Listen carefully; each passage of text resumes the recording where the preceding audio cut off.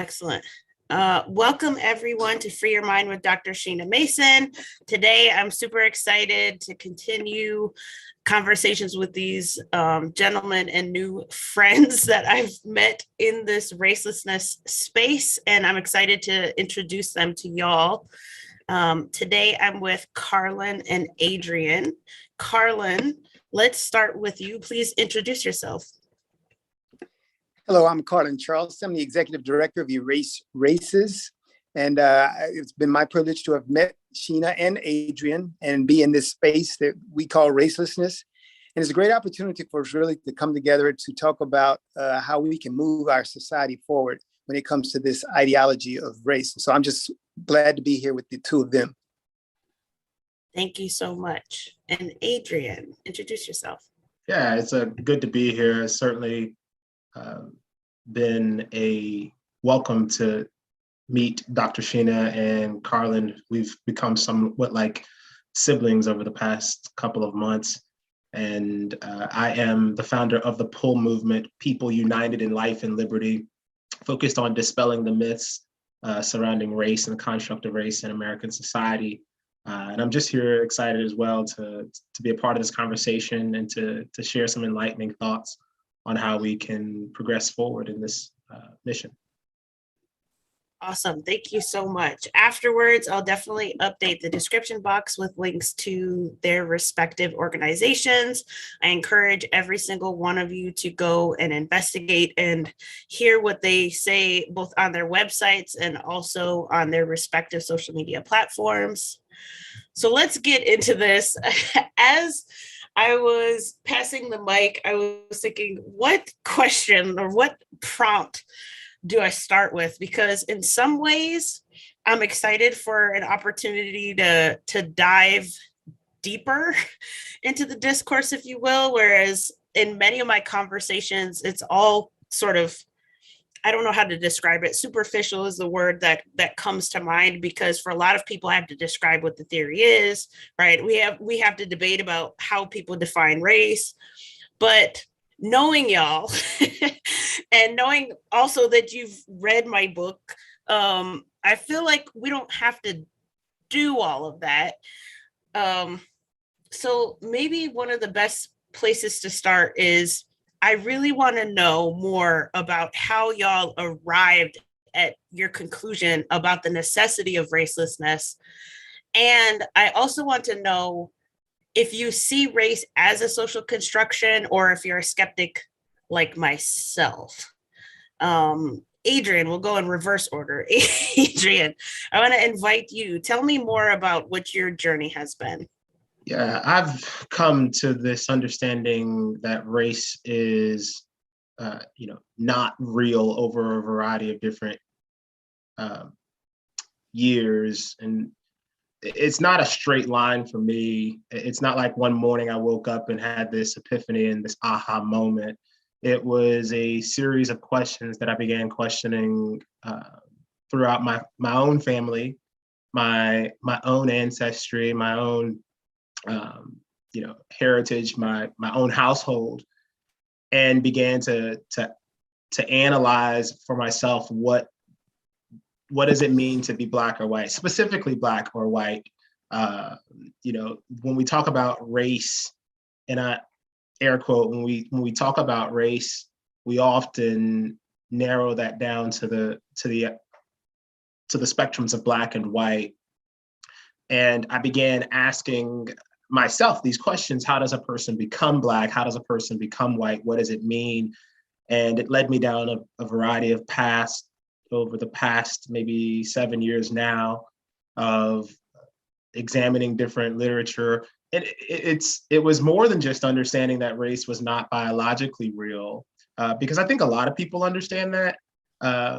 What I began to uncover for myself was how even though I understood the biological reality that was not, I still found myself within the confines of perpetuating the idea as if though it were real in a sense, and holding my own two children really spawned a new enlightenment for me, and it just began a new dawn of understanding of what this idea of a phenotypical racial classifications mean, and the ails that it creates. That's really beautiful. I feel like being a parent, yeah, children have the potential to enlighten all of us if we're open to it, right? Absolutely. Carlen, I'd love to hear more about your story. Great. And this might seem like a very bold claim, but we like Dr. bold Mason claims. would be the one who would get this. But my claim is that I've always been raceless. I was not only am I raceless, as we all are, I had that knowledge from the very beginning. And it's amazing because I grew up in Prairie View, Texas, which, if you know about this area of Texas, it has one of the premier HBCUs, founded in 1876. And all I ever heard growing up in that community was, that this was a black college. And so had that. My brothers and sisters, there are 6 siblings. My oldest brother is 6 years older than I am. And he was kind of like your role model. And he was always, high heel platforms, big afro, bell bottoms, very pro kind of black music. And my dad was the same, always talked, black, and used all the terminology. And so while I'm in this world of blackness being articulated around me, I was like immune to it. And it was amazing because when I was in the first grade, then we integrated. So when I went to second grade, then we were integrated. First grade, I was in a black school. I didn't know it. At the age of 6, I didn't know it. 7, then I went to the integrated school, and these were just more kids. And I never saw it as anything more. And of course, I don't know how much I understood at that time about what was happening in society, but it just didn't register with me. And so I was still just amongst people, and I had friends. And what happened was I was a really short kid and have always been short all my life. And so the group that I hung out with was people that were like me, because, at that age and in the 70s, it wasn't called bullying. It was just a way of life. This is the way life goes. And so you're picked on for whatever. And so we were kind of ostracized as the short guys. Well, that short group did consist of people with, consisted of people with all kinds of skin tones. And so that's the way it was kind of. And so we kind of looked for the big, tall people to kind of treat us a certain way. So what I didn't realize at the time that I understand now is that, I never had relationships based on, what I looked like. At least it might have been phenotypical, but it was based on tall or short, kind of thing. So that could have been deemed a separate race. If we really took the way that we do it now, that would have been a separate race. And so that really affected me. That really affected me very early in my life. And then I'm going through high school in Waller County. If you know this area of Texas, most people would call it a very racist county. But I didn't get that because I was having friends still of those in those other groups. And I just did, and got to college. And it really hit me the first time when I went to college, North Texas, went up to Dallas area in Denton. And it was this simple. I was a freshman there, and I took a girl up to my room, my dormitory room, and she was of a lighter skin, more lighter melanated. And when I came downstairs, a group of darker melanated girls, they verbally assaulted me. And I was like shocked, Now I'm a football player, so it's not like any physical threat to me at all. But these girls, I'm sitting there going, is this real? This is real. And it just shocked me. And then, not that it mattered, didn't really change anything, the way I interacted with people. But I realized at that point, that was really the first time I realized everybody is not raceless. And I wasn't using Sheena's word raceless, which I should have been, though. But I was like, but I had that thought that everybody doesn't think like me about this. And I knew even then, I was like, but they're wrong. And so that's been my whole thing. I went to Japan, and then I got in the Marine Corps, went into this institution where everybody, and drill instructor says, we only have one color here, and it's green. You're dark green, light green, and so they were saying those kind of things, tried to say we're beyond this race idea because we got a higher principle here. And so to me, that was the same thing as saying there's no such thing as different colors. We've got a higher calling here. And that's what I think, well, when we talk about humanity, that's what I've always envisioned life as. Humanity's calling is not color-based. And so that's kind of my story, and I'm sticking to it because that's the way it's been my whole life. And I could prove it to anybody if they want to ask me about it. I've been raceless this entire time. I love it, Carlen. Yeah, I've been racialized from a very young age, but I've always been raceless, and I count myself still as raceless, and I count every person as raceless. And to me, that's the sort of radical acknowledgement of our humanity that exists outside and separate from racism itself. I really think of the word raceless and racelessness, those words, as being synonymous with racismlessness, right?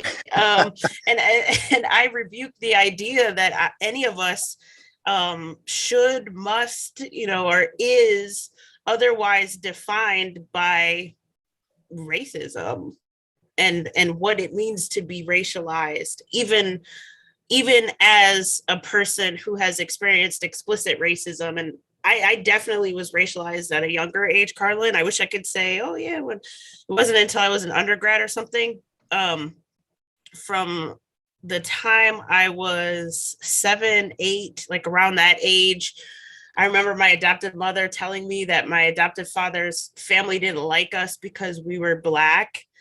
And it was a lie. Some people are probably clutching their pearls like, oh, I bet it's true. No, she lied because she wanted to put a wedge between me and his family because she was abusing me and she didn't want them to find out. And I was becoming of an age where, I was talking more. I was spending one-on-one time with some of my aunts, and I think she recognized that was a threat to the status quo of the household. So what can she say that's vicious to try to put a wedge? They don't even like you, Sheena, because you're Black, right? Her words. And from being called the N-word to being called pubic hair to being assaulted by the same kid who called me pubic hair and spit on me on the school bus, I experienced some of the ugliest, instances of racism.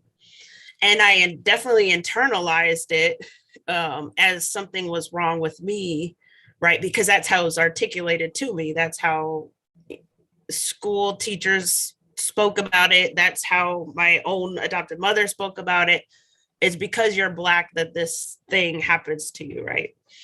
And yet, however many years later, just having celebrated another birthday on the 13th, I'm finally recognizing that, as you said, Carlen and Adrian, people are wrong. People have it wrong. And there's something actually harmful that happens when people get it wrong and when they continue to get it wrong and when they insist on everyone else getting it wrong forever and always. What, Adrian, have you been doing to help people disentangle all of the things? And also, can you share your mantra for those who maybe haven't heard it?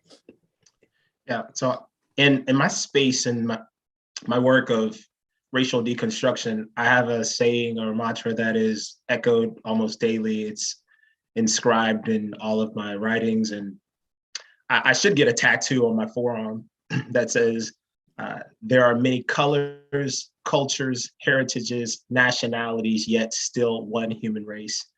I seek to delineate those 5 categories from one another as race has conflated all of those things into one. And a lot of people, in fact, most people in the Western world are unable to see outside of that conflation without some assistance, without some education on that, because growing up in America, despite the rarity of Carlen's experience of being able to navigate through life and even through post-secondary education without seeing the world through the Black and white lens, as so many people are taught to see it. This is the natural course in America from a very small age. children are taught, and not necessarily at home by their parents, but through a societal mechanism, whether it's at the doctor's office, at their public schools, or everywhere you go, the question of race appears to very small children, and so small that the question is not even fully understood, yet they are charged with answering it. And so one of the things that we do is we host presentations through various organizations on educating what race is and how the concept of race subconsciously creates friction within organizations and society.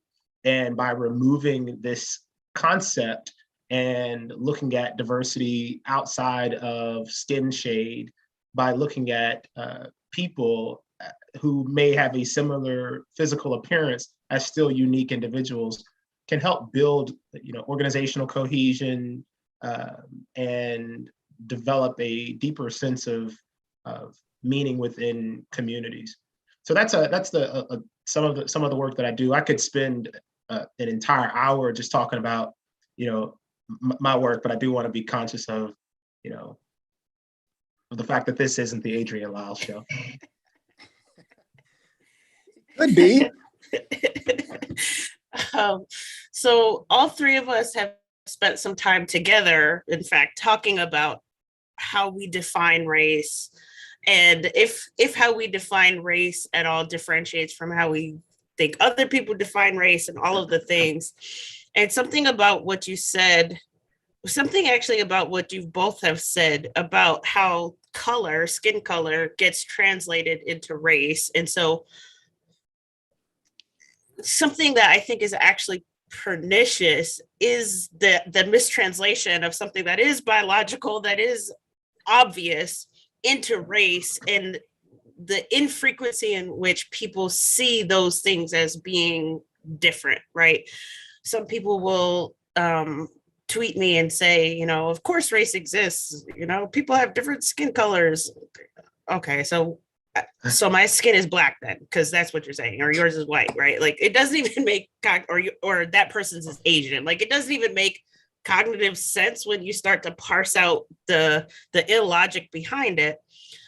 But something I've been thinking about increasingly is actually how, even in our own discussions on how we define race, I get the sense that people really reduce it to skin color, but as we've all pretty much pointed out and recognized, it's not just skin color, right? Like, it would almost be easier if it was just skin color, but because society defines race as being all of these other things, and because race is in many ways, instances, racism itself hiding its face,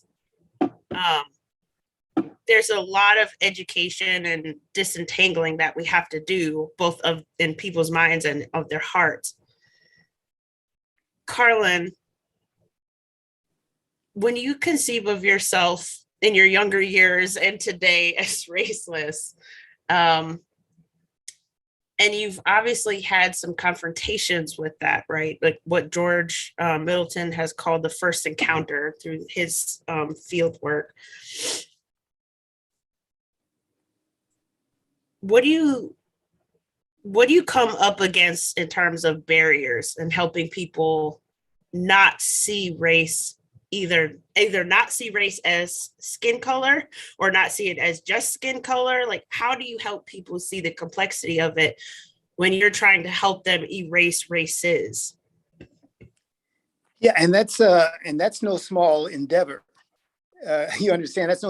Because I think that people like Dr. Mason and Adrian and people really who get this, there almost has to be some defining event. And that's why I always say that I'm kind of an anomaly, I think. And I had to come to the point where I understood that I was an anomaly in that type of thought, because most people only come to that through some traumatic event where they have to begin to see that. But it's like I almost saw it. I was already there. And then I began to find out. I remember I was working on one of my master's degrees, and that's when I stumbled upon Ashley Montague's, Man's Most Dangerous Myth, the fallacy of race. Man, when I read that thing, I was like, this is what I've been saying, and I didn't have nearly the vocabulary for an anthropologist, so I couldn't really articulate it the way he did. But I saw through reading that's exactly what I had been living.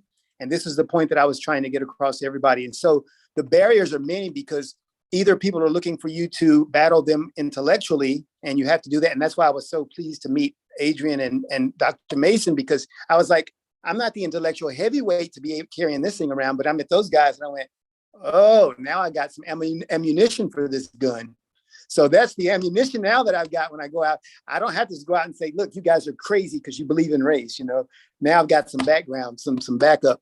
So, but that's what it is. And it was that challenging. So my answer to answer your question, Sheena, is that I decided that there's one thing that can overcome all the hate that's out there, all the conflations with race and everything. And that's one of the other things about how race gets conflated with everything. I think it was intentionally designed that way. It only has one purpose: to create the divisions and the hate. And that's why Adolf Hitler can use race. We can have our skin color race over here. They can have race in Yugoslavia, so that caused the Balkan Wars, where people of the same color were killing each other. Rwanda, the same color.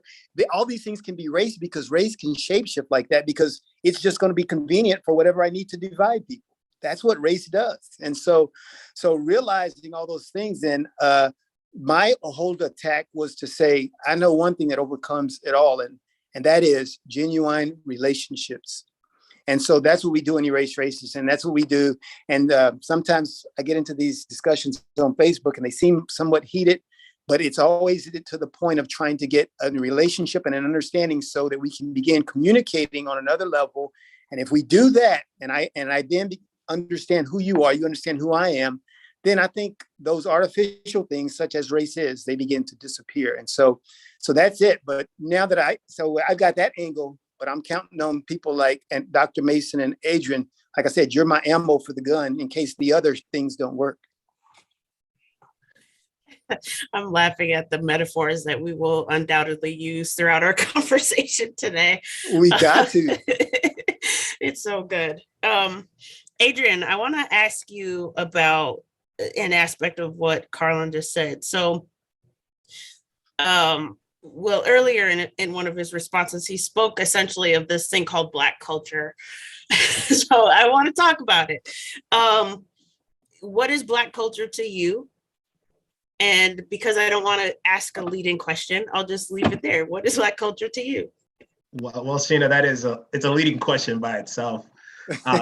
But it's a necessary question.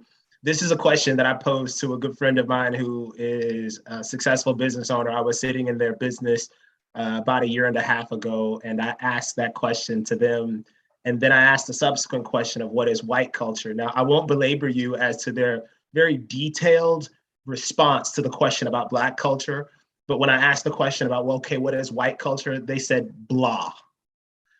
And I said, wait, how is there no parallel? And it was interesting to witness how people, mentally blank when asked a question like that. And so, but before I answer what is Black culture, I do want to, just touch on something that Carlen was talking about with, in regards to being the ammunition to his proverbial gun. And how race has been used in various parts of society throughout various spans of time. I think it's important to understand that race, grouping people together on the hinges of various factors, has existed since nearly the beginning of human history. And what I refer to as phenotypic race is relatively new, as we all know. Most people have a general understanding of that, but not everyone understands that. But phenotypical race, or classifying people based off of physical appearances, is just a few centuries old. But nonetheless, the grouping of humans will always occur on some hinge, and it has, and it will always. And there is no undoing that. That is a natural element of humans and the way that our minds work. Though this aspect of grouping people based on physical appearance, the studies show that this is something that is actually fading, especially in the Western world, as more people not only ask the questions that we're asking right now, but more importantly, or more poignantly rather, that there are people who are having relationships and having children from what was previously considered different groups and are now having children who do not neatly, cleanly align with those pre-positioned groups from 100 years ago. And so as that increase more and more, fewer people will hold to this phenotypic classification because the lines will get increasingly more blurry. To then get to Black culture, well, you first have to define Blackness, which you and I know that this is a very arbitrary, very ambiguous classification, though not to be disrespectful for those who identify or view themselves as Black or those who see themselves as living a Black culture. And so I will express how others have said this. A lot of people that you will ask, what is Black culture? They will describe vibrant dance styles, music that is loud and eccentric, hairstyles that are, heavy and curly, and fashion that is very tasteful, and food that is filled with flavor, and worship styles that is exciting and jumping. You have all of this, character embedded into what people will say is Black culture. And then the question I ask is, can anyone who participates in this way of life, this way of being, are they then Black? So if a person with pale ivory skin, blonde hair, and blue eyes plays the saxophone, does that person then become Black because they are now adhering to what you or someone would describe as Black culture? And this creates a conundrum because it's believed that Black culture must be either owned, created, or constrained to those who are classified as Black. And so by then asking this question, what is Black culture, it cannot even be entertained without asking what is Black, which brings back to the original question that I have posed all across the country of what does it mean to be Black or white? And this seems like a rhetorical question, but it is a thought-provoking and a probing one to get people to analyze within themselves, how did they come to conclude that there is such a thing when it is indeed so arbitrary and parameterless? That brings up some interesting points, because I see a lot of people holding the position that Black is, even if they concede, okay, it's not racial, they'll say that Black speaks of ethnicity, right? And it speaks of culture. It speaks specifically of racialized Black Americans whose history, ethnicities, nationalities, all of those things were essentially stripped away from them because of chattel slavery. And so Black is the placeholder for that which is lost, sort of like Malcolm X puts X to signify that which was lost in his family. And so then the culture that people call Black culture is supposed to be derived from either formerly enslaved people or ancestors of enslaved people. These are the types of arguments that come behind, answers to that question of what is Black culture. But what I think also gets cast as Black culture, you focused on all of the arguably positive things that a person could say, this is Black culture, right? And when a person speaks from a place of pride and self-love, it's usually going to be that stuff that you named, right?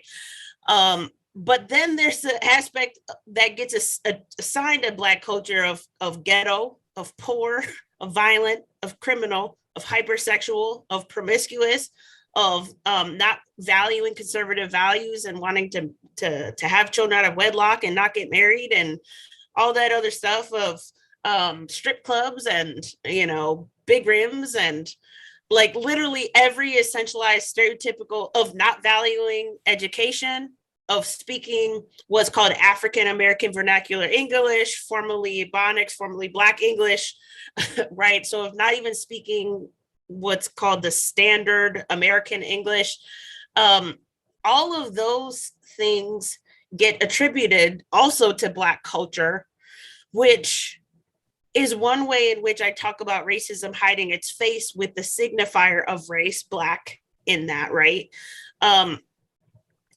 But there's also the fact that there's something about the idea that what was lost because of chattel slavery and the culture that derives or sprung out of that initial violent contact and all of that, then gets cast as Black. But then people want to say it's speaking about a specific Blackness. But really, I think in America, people are deceiving themselves because they view Black as being just African, right? If you come from the continent of Africa in some way, which all of humanity does, but that's neither here nor there, how Americans tend to look at it, phenotype, right, ancestry, who your parents are, you're automatically classified as Black. So the argument that, oh, to say Black is just to speak of a particular group of Americans, I think is misleading and unconvincing. Add to that the fact that people who are racialized as Black participate in culture as most human beings do, which is in very complex ways, so that, you know, jazz might be for you, but it might not be for me, right? But I'm still going to be looked at as Black, and I'm still going to be actually expected to love jazz, presumably because I'm Black. So we got all kinds of parameters. I'm talking white if I speak standard English as I do, right? So all of the ways in which the thing that's supposed to be ambiguous and expansive and inclusive is actually self-limiting and constraining in really ironic and paradoxical ways, never mind the fact that it continues the hyper focus, I think, on the loss that chattel slavery brought to many people, but certainly not all people who are racialized as Black and American, right? Because not every one of those people are descendants of enslaved people. So there's no, you know, are y'all picking up what I'm putting down? Yeah, I think so. Because, yeah, all you're saying is, you know, and that's the thing. So this thing, race then becomes the driver for that thing. So all the things like, I mean, if you really took the things that we commonly, the way we relate to it, Elon Musk is an African American. Elon Musk, you know, born in Africa, South Africa, and now he's an American citizen, so he's African American. So what we do though is we take that, we make race the fulfillment. Race becomes the fulfillment of all these other things, and so it's almost like we use this term in the military, often called the tail wagging the dog, you know, because that's what happens. Then we began to do all these things, and then race is the fulfillment of all of those things that were not race, but we can fit them into that box neatly because we created this box for them particularly. And so I think that's the problem. I was thinking about the way that we could have the same concept on any continent, even of people of the same skin color, which is why we end up with the tribal mentality. When my wife and I each year go to Nigeria, and we work with these people of these varying tribes, and it's just interesting because it's the same idea. If one of those decided, and they do have this mentality really, that we are superior to the other, then you'd have the same thing minus the skin color differences. It's crazy. Hey, Dr. Sheena, I do want to say that if you don't like jazz, then you're not Black. And so you brought out a lot of the negatives of Black culture, and no, I'm not amidst of those realities. It's just that I have friends, and I'm trying to get to the 45-minute mark before I get thrown off the show. So this is a reality that most people, those who see themselves or identify as Black in America, often find it difficult to examine the reality of the negatives that you just stated. In fact, one of the things that you, and I'm sure everyone in this space who's studied deracialization has come to understand, is that if a person with dark brown skin like mine attest that they grew up in Connecticut and spent the weekends sailing with their father on his mini yacht and played golf in their spare time, had no experiences negatively with law enforcement, have no idea what poverty is like, spent a lot of time reading 13th century Middle Eastern literature and listening to Bach and Beethoven while in the shower, right?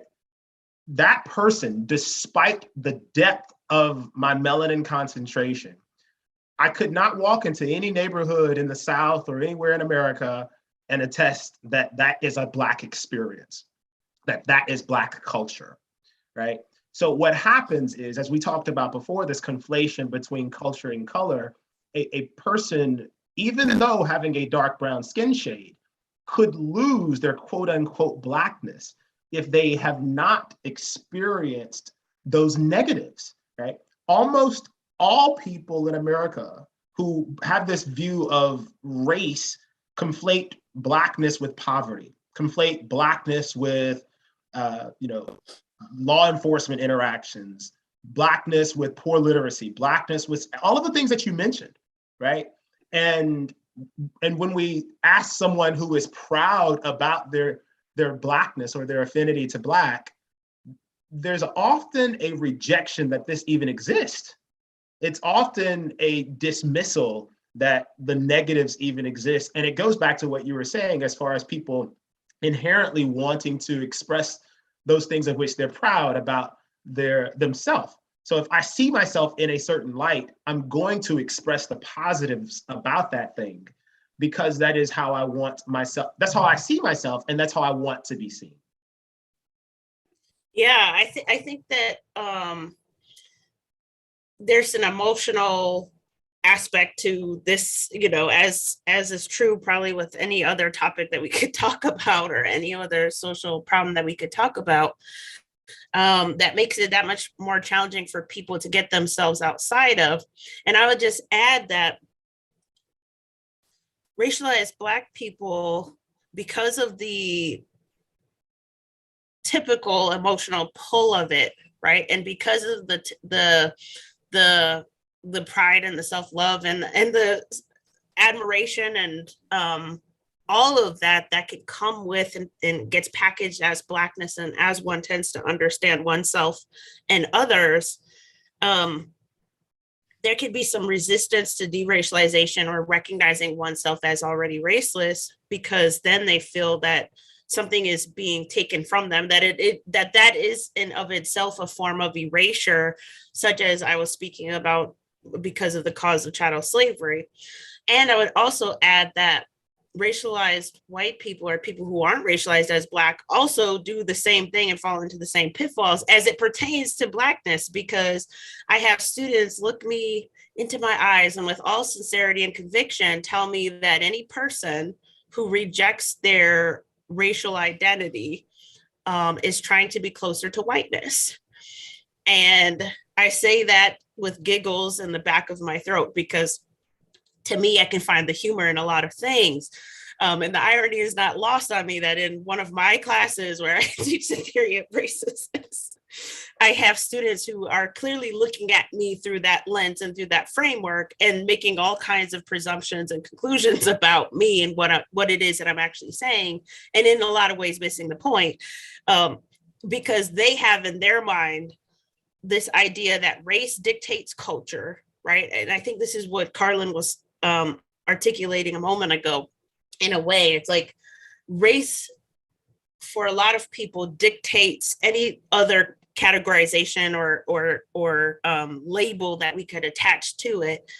And it's my assessment that culture actually dictates and race and creates race. And in a lot of ways, I think culture and race can be they're obviously conflated, but I think in a lot of ways it can be difficult to untangle for that reason, because if you live in a society where racialization is the standard, it's a status quo, it's a tradition, however few centuries old compared to how long humans have existed, that's a ginormous mountain and hill to climb.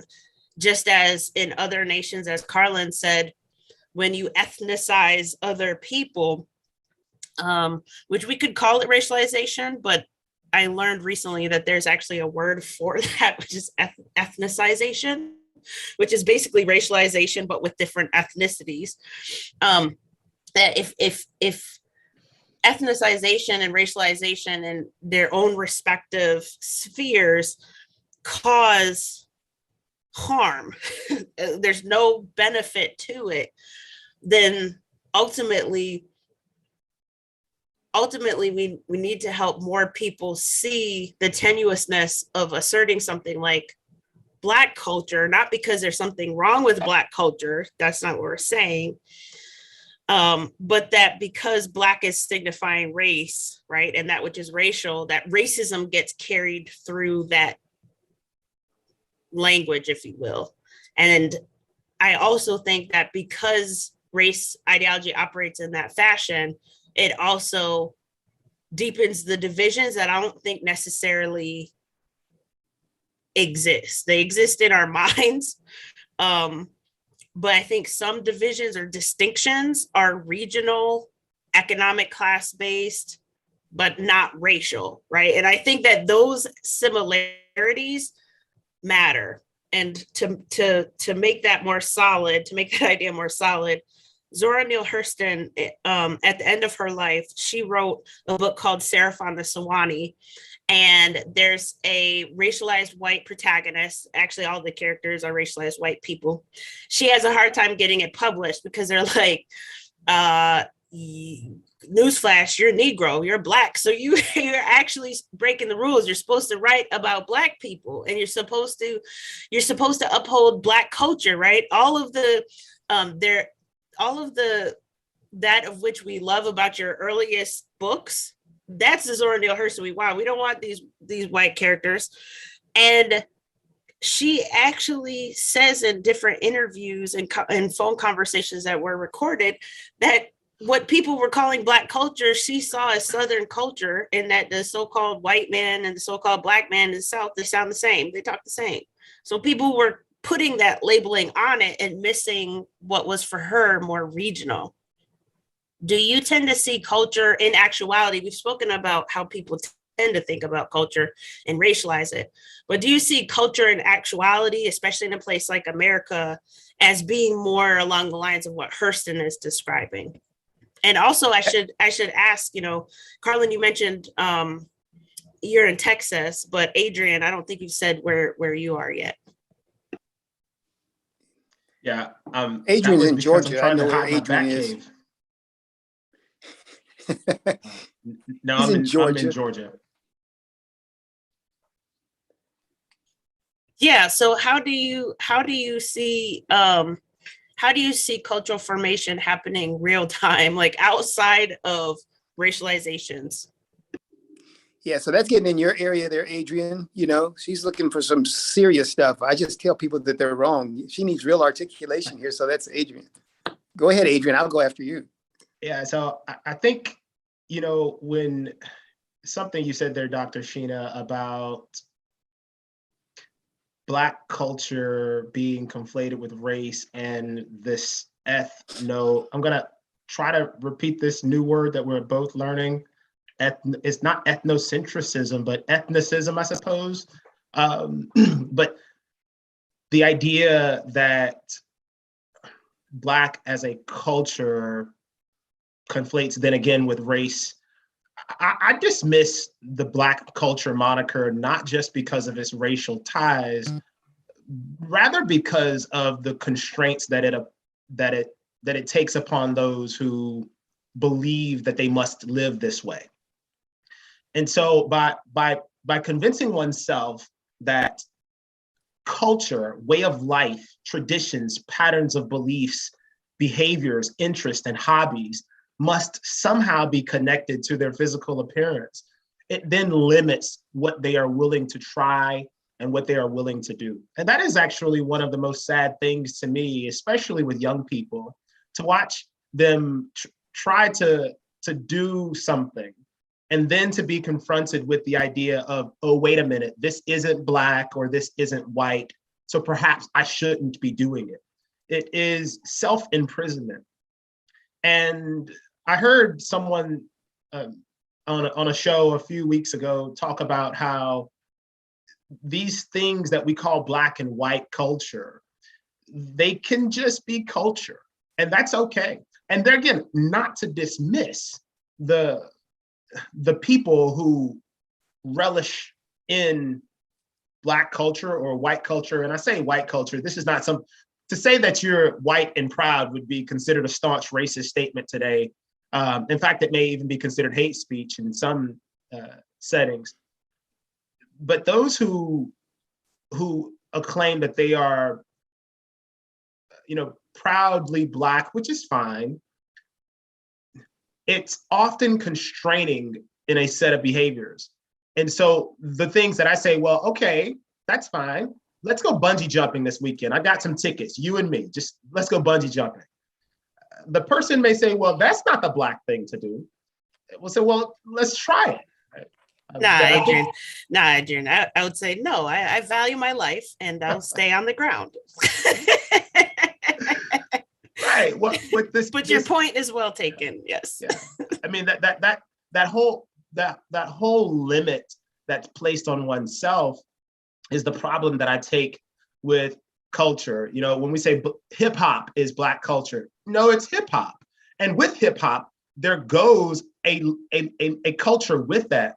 People dress a certain way, people speak a certain way, people, drive certain cars who ride around listening to hip hop. And also something you said earlier, Sheena, is these things shift and change over time. Back when I was getting my driver's license, listening to 8-Ball, MJ, and UGK and T.I., the people who would have been listening to that would have been driving Monte Carlos and Cutlass Supremes with the tops chopped off. Now you'll see the same people listening to hip hop music driving Jeeps with lift kits and old red Chevys. Culture has shifted and changed over time. And the way that people look, the physical appearance of the person who is listening to this music has shifted as well. But it's still hip hop. Hip hop hasn't changed in that sense. Hip hop has changed in style to some degree, but it's still hip hop. And so if we just limit who can listen, who can participate, who can say that they enjoy it, it's extraordinarily constraining. And so for that reason, I reject and dismiss, the moniker of Black culture for that reason. And the question that you asked, I didn't even get it written down, so I didn't even address it. You addressed it by accident then. You addressed it by accident then. Let me make a few words on that, because I think that, and that's one of the things about that, why when you talk about the concept of race, the ideology, that's part of the fallacy, is that in a culture, then you do have this ability. Culture happens to be defined by the doing of certain things. It's the habits and traits, the things that the doing part of it. But when you come with this idea of race, it has nothing to do with any doing. And so that's not cultural. And so this is a permanence, so that once you are labeled, once you're stuck into this particular group, then that's it. It's permanent. And I think that's the clear distinction that we need to see that makes race fallacious. Yeah, it's awesome to hear you, Adrian, talk about culture can just be culture, because I mean that's a thing that I find myself saying increasingly. I think part of the quagmire that we find ourselves in is that people have this limited understanding of culture and cultural formation, so that then the words like multiculturalism, to me it seems really redundant and unnecessary, because I'm like, if you understand what culture is, it's multi, right? It's never fixed, it's always fluid, and there are going to be a lot of origins and yada yada yada. And so similarly, I see the idea of Black culture as being the term and the language of it and some of the thinking behind it as being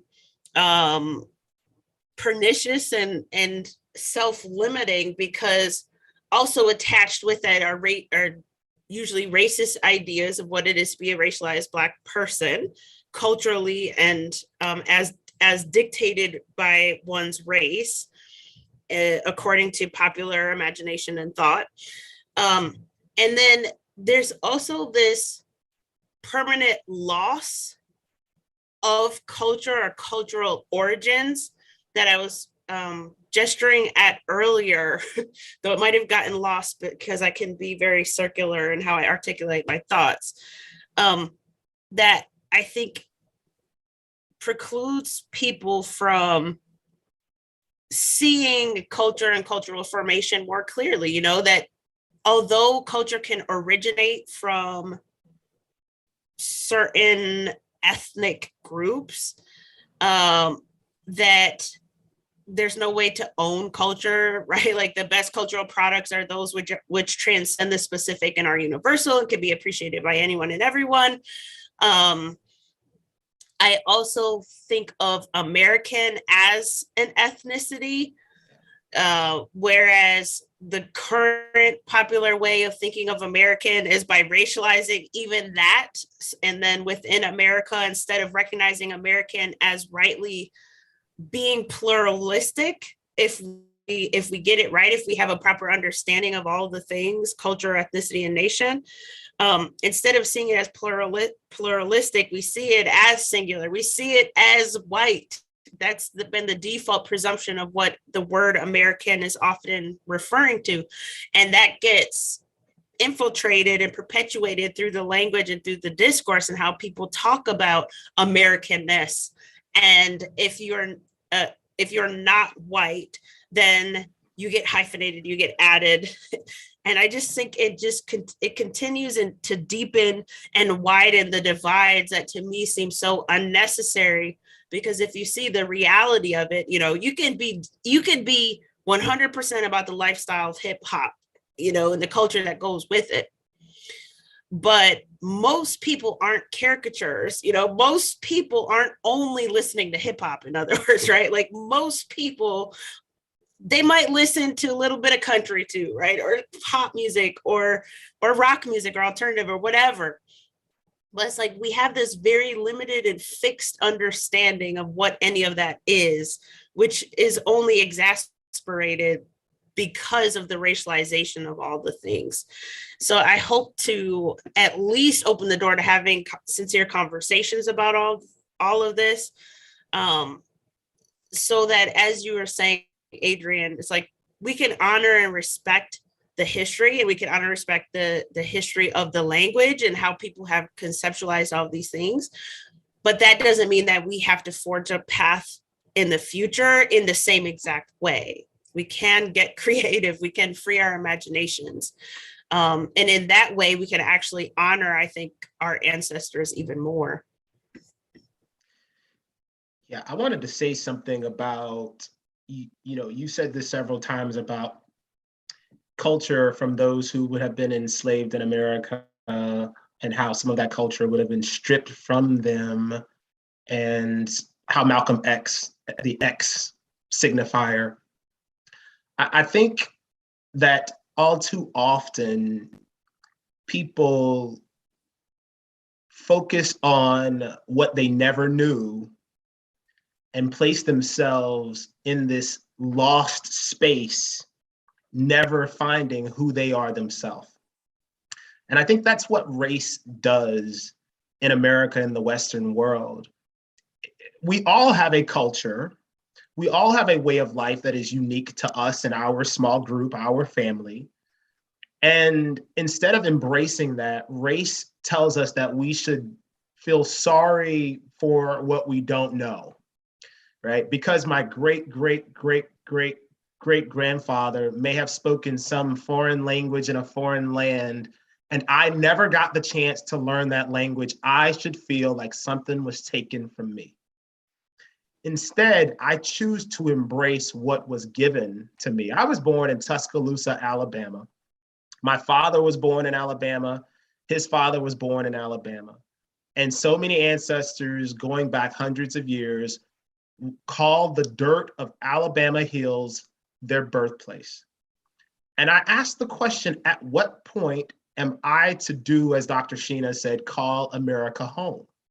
At what point can my children then say that they too are American? That the way, the practice, the language, the music, that this land is my land? And I think what happens is the belief that we must attach ourselves to some foreign soil. It creates this dichotomy in the mind where a person actually begins to hate who they are in hopes for who they wish they could be. And this is for the people who look at me, and I'm sure at you, Sheena and Carlen, and say, oh, you hate yourself because you seek to see yourself outside of the spectrum of Blackness. It is those who they themselves reject their own identity.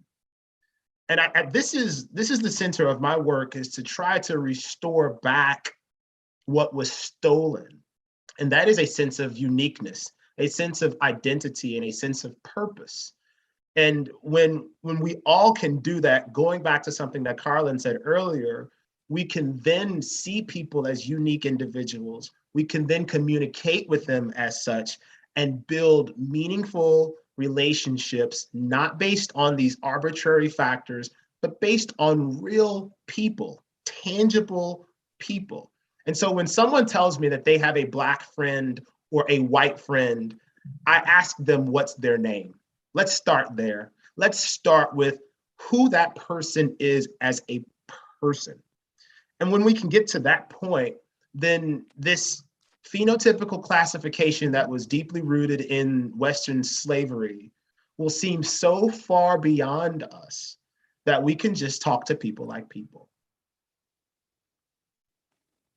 It's really good, Adrian. I wanted to just chime in and piggyback off of the way that you started, and I'm not going to go along on this, but and I was just thinking of this as you were talking. I was like, you're right. We have this thing that I call it the slave fantasy.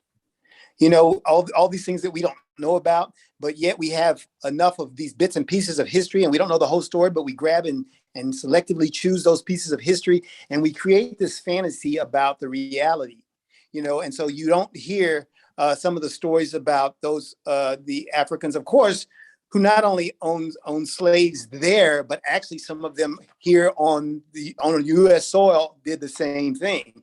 And so you never hear those stories. And of course, people would say, yeah, but that's, you know, that wasn't typical. Well, we don't know. We don't know how much of the history, but so we create from the unknown. And that's what I think is part of the problem, because that really does leaves us out there creating a narrative. And then you get media and you get the rest of the country after so many years to buy into that narrative, and you end up with the story now being told, and everybody just blindly accepting it, and we end up with this concept of race and why, and it's justified by this quote unquote history that no one really knows about. Yeah, it's the man.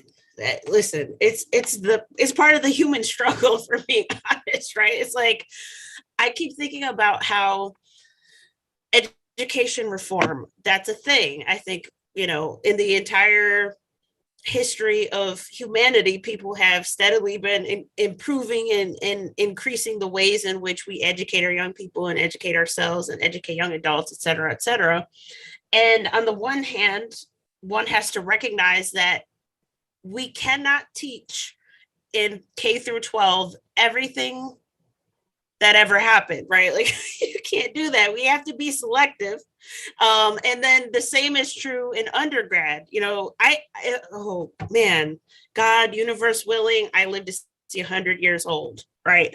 I will still never know everything. And I am an avid learner, and my learning curve is fast. Like it's very steep. I get it. This brain is always going. Even in my dreams, I'm dreaming about the theory of racist stuff. He put the doctor in doctor. That's That's right. And so I'll still never know everything, which kind of sucks because part of me kind of wants to know everything, but it can't possibly, it's not humanly possible. And so then we have that working against us in a lot of ways because we have to pick and choose what parts of history, right? Yada, yada, yada, what's age appropriate to learn, and et cetera, et cetera. And I'm definitely not one of those people who's like, oh, well, chattel slavery existed and it was atrocious and a vile part of human history. But Africans also owned slaves. You know what I'm saying? It's like, you don't want to do that. You don't want to excuse it away or explain it away.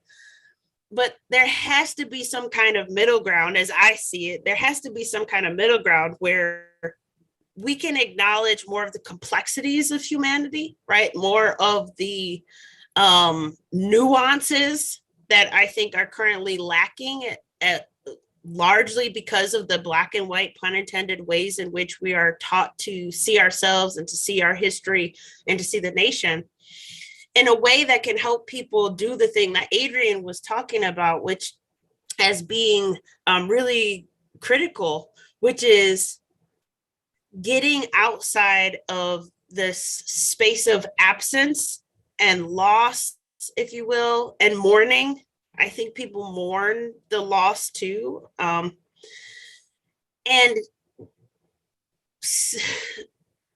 future making, learning from all that has happened to forge a better path for the future, which in some ways requires more people to free themselves from the past. It requires more people to recognize and acknowledge, right, and honor the complexities of the past and the atrocities, all of it. But it's like, as we currently do history in this country, or as we currently talk about these problems and teach about these problems, we just dig ourselves deeper. We teach and I think program our young people to continue to dig deeper into those arguably traumatic histories and aspects of history that are, it might be true, right? It's an accurate part of history, but it's also not the only part, if that makes sense. And I could point at any part of the calendar, I could go 50 years back, 100 years, 200 years, how many centuries do we want to go back? And my ancestors are going to be in different places. Not just because of chattel slavery, which I'm a descendant of formerly enslaved peoples, but also because of human migration, right? So at what point do we stop going back to a fixed point in time 4 centuries ago and say, my ancestors were stolen from their land, right? At what point does one become American? And at what point does one recognize that to be American or to become American does not mean to become white? Because I'm so tired of that, trope and that way of seeing my Americanness not as how I am, not as a reality, and not as how my ancestors were, but as how it once was, if you will. Because at some point in American history, American did mean white, right? At least legally on paper, although I would say that didn't match the reality on the ground. On paper, that's what it did mean. But it's not that anymore, if that makes sense. Well, Dr. Sheena, as you know, the what it meant to be American has been blurry for centuries. And as much as society writ large likes to say that this was, white America, I've done a lot of research in the US Census and analyzing how the US Census has classified people. And until the year 1930, those who we now call Mexican migrants, they were classified as white according to the US Census up into the year 1930. So someone with a medium brown skin shade would have been classified as white. In fact, there was a big uproar in that year for those who were previously classified as white, then later classified as Mexican, according to the US Census. They fought that transition primarily because they understood their heritage and they understood the power associated with being classified as white in America. And so there is this conflation today that people still believe that you have to have this label, this identity, this connection to whiteness in order to have political power, in order to have, some sort of monetary gain, as it has been for centuries. And this is the roots of America, this idea that whiteness is America. So when we say that race doesn't exist, people automatically return back to this ideology that, oh, if race doesn't exist, what you're saying is that everybody must be homogenous and everybody's the same. And if everybody's the same, nobody wants to be Black, right? So you want everybody to be white, like American. It's like, no. It was an erroneous ideology 200 years ago, 100 years ago, and still today, to even suggest that whiteness and Americanness is synonymous. But this is a difficult thing to overcome psychologically.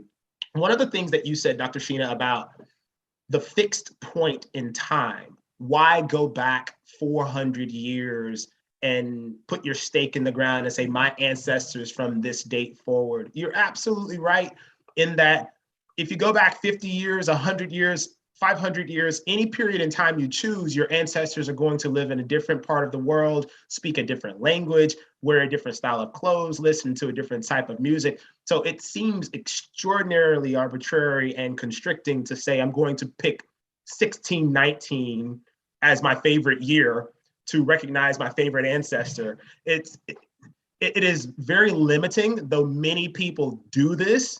But I've said this to you privately before about one of the reasons why I believe that this happens this way. And it's because race is, and I'm more specifically talking about the denomination of Blackism, but race itself is a creed of racism, which is a deeply held belief system. And I make this connection of racism, and I love, by the way, how you spell that. But there's a deep connection between racism and religions and deeply held belief systems like that. And so this time period where we can connect our entire identity, this is found in many world religions, right? Judaism, it goes back to this period in time where Abraham, Isaac, and Jacob, and this is the point in time where I will build my entire identity. Christian goes back 2,000 years to the date, put a pin in the ground and say, at this moment in time, this is when my identity began. And similarly with Blackism and other forms of phenotypical race ideologies, you have this pin being put into the ground because it is the center of that person's identity. And I don't want to, there again, conflate genuine world religions with Blackism, as I call it. No disrespect to either those who see themselves as Black or those who hold to these world religions, but it's not to be denied that the reason why it is so difficult to overcome and see beyond one little point in time is because it is the center of an identity similarly to a religious belief system. That's really good, Adrian. Really good stuff you were talking about there. And I know, Dr. Mason, that all this conflation with race with other things and all that, I don't think the everyday American, people who are not in this industry, understand how pernicious and insidious it is and how it creeps into everything in our lives. But I think you've got a great example of that. And I don't know if you have time, if you could find that Ibram X. Kendi quote from the back of that book, because I think that's the big thing. People have to understand how that happens every day. And that's part of the racialization process. And it creeps into you no matter what you're doing. You're eating the back of a box of cereal. I mean, you're watching something. I mean, it's in everything. And I don't think people understand that. And so I think if you could identify that, then go through that, that would be very educational. You know what's hilarious, Carlen? So I also referenced the same review yesterday when I spoke with George. And I'm happy to reference again. But this time I'm going to try to find the actual book cover so I can share my screen and so people can actually see the back of the book. As if I can.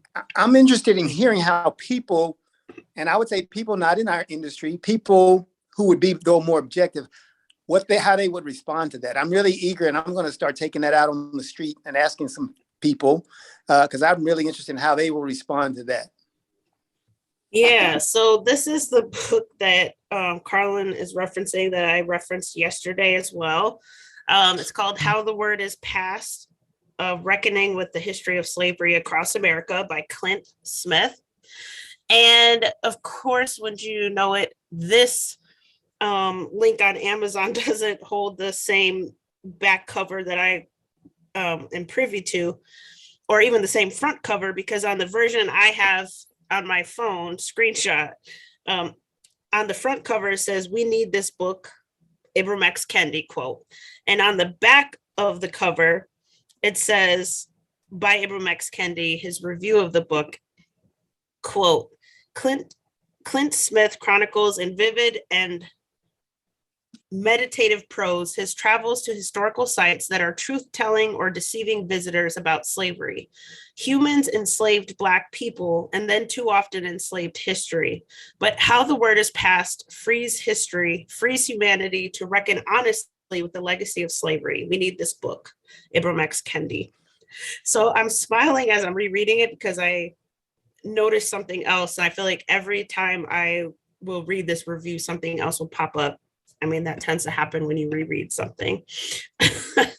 But part of what I was highlighting in conversation with Adrian and Carlen offline about this review, and something that they picked up immediately, was the fact that for Ibram X. Kendi, humans enslaved Black people. Oh my goodness. Every time I was like, you gotta be kidding me when I read that. And I was like, oh God. So what could people say? How are they? And do we think, and I don't know if it's just critical thinking, do we do any analysis of basic conversations when it comes to this idea? How would they interpret that? What else can they say? Yeah, it's kind of saddening in a way, Carlen, because from my view and my study of all of this, people will read that and it's just commonplace. It just makes logical sense to people. It sounds right. Most people outside of our spheres aren't going to read that and see anything wrong with it. And that's part of the pernicious nature of race ideology that we're pointing to. It's deceiving in a lot of ways. So just in case anyone watching this now or later misses it, let me just parse apart what's happening here. So humans enslaved Black people, says Ibram X. Kendi. The humans that he's talking about were Europeans mostly, and also racialized white Europeans. But instead of saying any of that, he calls them humans, and he writes these Black people outside of humanity, which is super ironic and also telling, because that's how race ideology worked and functioned in the first place. And I think Adrian has referenced it a couple of times in this conversation. Blackness was seen as inhuman. That was what was used in a lame and weak attempt to justify slavery, right? The enslavement of people of African descent. They were racialized as Black, and the story behind Black was that these people were beasts, that they were property, that they were rightly chattel, that they were savage, right? That they were in need of saving, all of those things. So even in somebody like Ibram X. Kendi's language, when he talks about this history of slavery, he signifies whiteness by the absence of the language of whiteness, meaning humans, the default for humans, just as the default for American, for too many people, remains whiteness, which gets confused and conflated with racelessness, which means that people who see themselves as raceless or who aspire to racelessness are in some ways locked out of freedom and liberation from racism, and locked out of humanity, locked out of being seen as an individual deserving of all of the things that come with individuality and humanness. And in interesting ways, and something that was making me smile as I read it, was the second part of that sentence. He writes, and then too often enslaved history. So this idea of enslaving history is actually really timely too, given what we were just talking about, because in a lot of ways, we're talking about the intentional and also often unintentional enslavement of history. And what I'm pointing to really, and I'll just say it explicitly, is the Kendys of the world are also unintentionally, usually, enslaving history and enslaving people to a fixed point in time or a fixed part of history, all while saying that America hasn't done a good enough of a job of having a reckoning with this history, namely slavery, which is super odd and paradoxical to me, because based on my study, it's not true. I think, I remember very distinctly being in elementary school and learning every single year about slavery. I remember learning about it, and I remember being the only racialized Black student in the class, which is probably why I remember it distinctly, because all eyes were on me every single year when we had the unit on slavery, and I remember feeling uncomfortable because of it. And I remember seeing some flushed faces in response to the conversation that the teacher would have with us about slavery.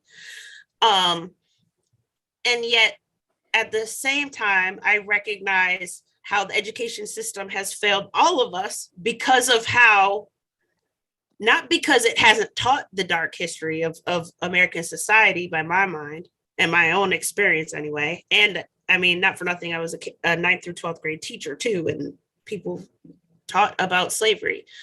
But it's because of how that history is taught. And Kendi and countless other people breach the ways in which that history should be taught, and they teach it in favor of upholding and maintaining race ideology in ways that keeps people's imaginations enslaved. It just does. And it's super ironic to me that we have another book on slavery, necessary books, certainly, not knocking that, but there are a lot of books on slavery, contrary to popular belief. African Americans in particular, I would say Americans, but some people need the distinction, so I'll say African Americans in particular. I've written countless books about slavery, both fictional and nonfiction, right? We're studying it. It's been studied. We can keep studying it. We should keep studying it. We should know it. We should teach it. But what we should stop doing is teaching it in a way that ironically perpetuates the same ideology that came behind slavery. Yes. One of the points I always make about race is that race reifies itself. It does through the language, it does through usage, it does through everything. And so that's one of the features of race, why it is so pernicious and insidious, because it has that feature built in. Yeah, I think, you're right, Carlen, on that. There is this feature within the classifying of people based off of physical appearances that imagine someone like Dr. Sheena, who has a lighter brown shade of skin, being in a classroom and told a story about, a historical account rather, about enslavement of people, as if though her shade makes her somehow more connected than the person whose shade of skin is just a little bit lighter than hers. It dismisses the complexity of not only enslavement in America, but the history writ large. And so I agree with Dr. Sheena with the statement that the education system has failed so many of our youth. And think about this, everything that we were talking about earlier, all of those things that when we were describing Black culture, and Dr. Sheena said it, I didn't, I just want to clarify that for the record, all of the things that Dr. Sheena was listing out as those negative things, which I do not deny. In fact, I recognize strongly the sexual promiscuity, the violence, the low literacy levels, the single parent households, you name it. You go down the list, and these are the things that are more and more common to be said as parts of Black culture. This is the derivative of convincing and conditioning an entire population of people that they are less than human. And so when you were reading the back of that book, delineating humanity from whiteness, that is a necessary decoupling for people to realize that you do not have to have a certain shade of skin to see yourself as human. And if you wait for that, then you will lose yourself and you will become, it is the natural derivative. Self-destruction is the natural derivative of someone who does not see themselves as a valuable, uniquely created human being. And so I think it's paramount that we continue to have these types of conversations and enlighten other people and reach people in our special ways. I do applaud you, Dr. Sheena, in the way that you do it. I've seen your work. I've watched you in several different mediums. The way that you connect with people. I'm sort of like Carlen in the sense that if you get it, you get it. If you don't, I'm on to the next. But you're so much more patient. You touch with kid skin gloves, and I really applaud you for that.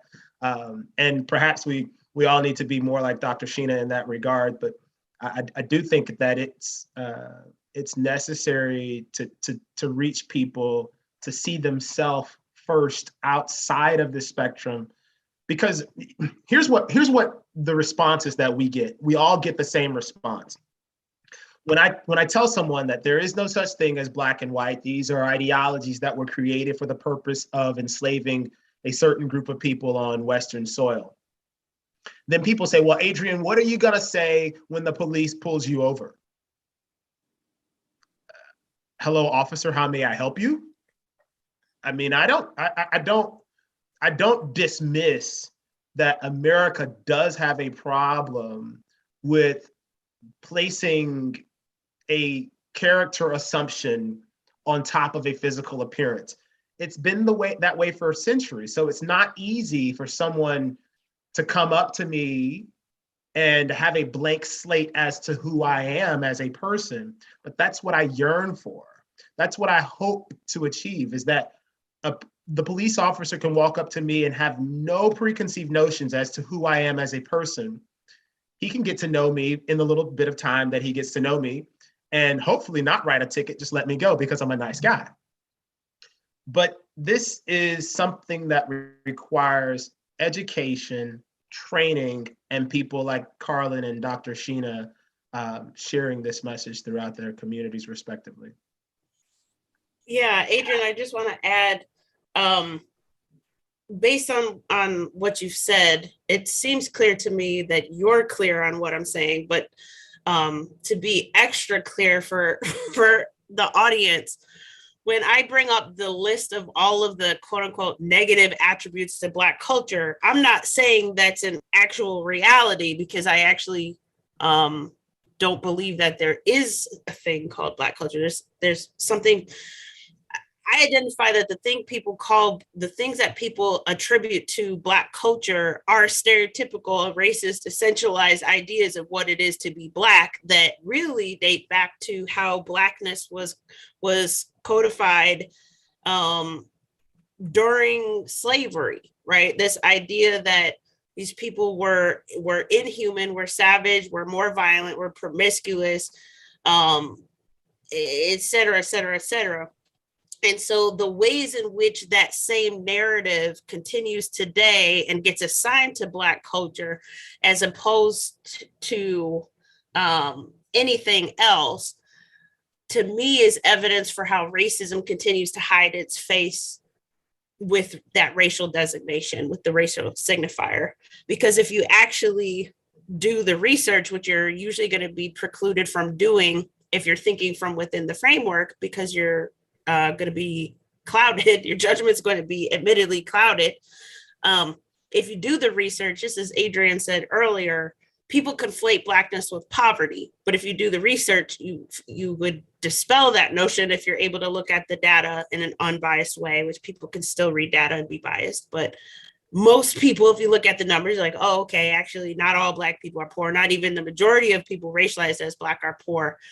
But we need to talk about the wealth gap. We need to talk about the ways in which racism is still doing its thing in some spheres and sectors, but it's not the narrative that too many people have bought into as it pertains to this thing called Blackness. And that's part of the perniciousness of what we're talking about in terms of what gets carried through the language, what gets carried through the ideology. And I just wanted to make sure that was crystal clear for anyone listening, because for fear of getting canceled or anything, the same fears that Adrian has, I don't want to be canceled. Oh, I'll also say to Adrian's point too about that kind of response, right? Okay, so Adrian can say he's not Black, essentially. He can, or the way I prefer to look at it is Adrian can assert his humanity. He can assert his racelessness. But what is he going to do when the KKK finds him on the street? I get those kinds of examples all the time. And it's so, it's so ironic to me, because you pick the most unlikely scenarios and then you act like it just is commonplace and it happens all the time every day. Like that's a real thing that's likely to happen to Adrian. And we're going to go with that and use that as a reason why people shouldn't benefit from freeing themselves from racism, from seeing themselves within the strictures and the confines of racism. It's super ironic to me, and also, yes, racist to my mind, that people think of it in this way, and that they frequently make racism about what happens to a person, or as something that people can internalize. Like Adrian was saying, there are some people who view whiteness as all of the higher, greater, better things, right? And so they, in a lot of ways, they aspire to that because they view it as the ideal. That has happened, it can happen, and it does happen that people think that way. But when I think of internalized racism, I really think about, in some ways, the lesser extreme forms of how race ideology limits. It's a self-limiting way of living, of seeing oneself in relationship with other people, especially if those other people don't look the same as you or aren't racialized in the same ways. And that to me is one aspect of the effects of racism that I hope more people will hear through our words and our efforts, is that racism isn't just a thing that happens to people, and it's not just the sort of self-hatred that people kind of automatically assume it is. It's also just the personal limitations that people will place on themselves because they don't want to be made fun of, right? Or, because there's something about their way of participating in culture that they believe makes them inauthentic, right? And it's like all of that, it's the not seeing oneself within the framework of humanity and not seeing other people in the framework of humanity. It's all of those things. But it doesn't have to be this way. Like, we can actually do something different. And Adrian, Carlen, and I aren't just talking about the problem, right? We're bringing solutions to the table through our own respective organizations and through our collective efforts, because we recognize the value of embracing every human being as a human being, and embracing every person outside of the strictures that society would have us place on each other. Also, side note, and I've talked about this in at least 2 other podcasts, but Adrian is not technically at an increased risk of having a negative interaction with law enforcement, but you have to actually do research to know that. Dr. Sheena, are you dismissing my pain, my struggle? Are you suggesting? Never. I did want to. No, that's something that no matter how many times we say it, and I say we, those in my space, I study analytics and data all day, every day, and no matter how often I present statistics and facts and data, people who have a deeply held conviction about the dangers of law enforcement are not so willing to accept fact outside of their paradigm. And that's unfortunate, though nonetheless, it's a reality of how people tend to see the world. I do want to say something really quick about the racial wealth gap, because that is with my work, that is one of the things that I focus on as an end goal, is to help to create an independency and solvency and financial strength for people, because I do think that those who can support and provide for themselves can more easily see the value that they bring. And it becomes a perpetual thing, that the more I value myself, the more I see value in myself, the more that I can generate wealth for myself because of my self-perception increases. It's this circular thing that continues to happen and builds upon itself. And if we continue to look at this through this narrow spectrum of Black versus white, how much money do people with a light skin shade have compared to those with a dark skin shade?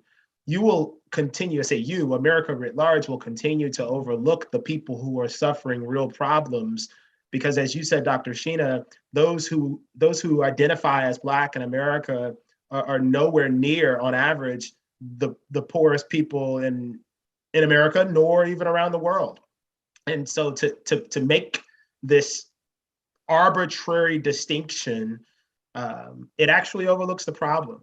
And so you never get to any meaningful solutions by trying to narrow a gap that ultimately is not telling you what the problem is in the first place. Thank you for that, Adrian. Yes, I had my little applause emoji up because I agree. I think that's also one of the unfortunate, side effects or outcomes of race ideology and how racism works, is it keeps us, misdirecting our focus in a lot of ways, and thereby also misdirecting our solution-making efforts. And as a person who has come from serious poverty, as a person who slept on park benches when she was 17 and had to drop out of high school because she didn't have a place to live, who spent her 25th birthday in a homeless shelter for women in East New York, Brooklyn, I'm very sincere when I say that I care very deeply about the problems that do harm our country. And that's also one of my primary driving forces as it pertains to my theory of racelessness and sharing it with as many people as possible and continuing to develop it, is because I think if we can become more clear-eyed about what racism is and what it isn't, then we can start actually solving some of the other problems that don't pertain to racism, but that people imagine and are super convinced that it is racism, right? And in that way, throwing arrows in the dark and missing the bullseye.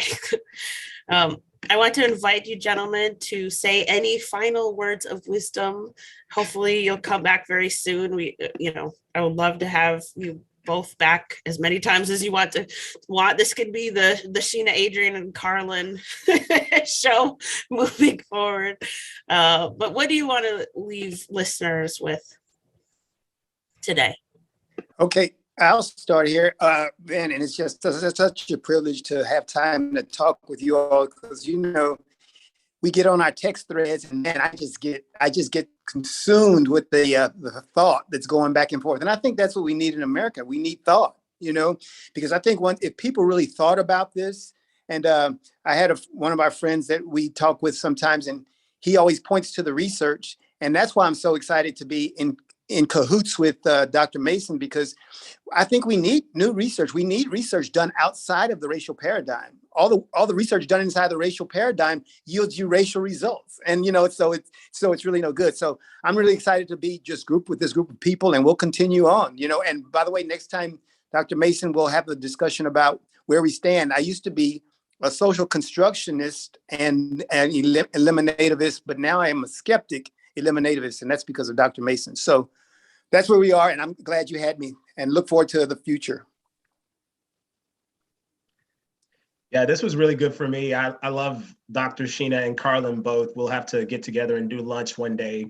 I'm excited about the future for America, in the sense that as we continue to do our respective works and enlightening people that they are uniquely created human beings, the beauty of connection and cohesion can only grow from that point. I would implore people, if you're looking to find me and my work, you can follow the Pull Movement on social media. That's Pull, P-U-L-L movement, the Pull Movement.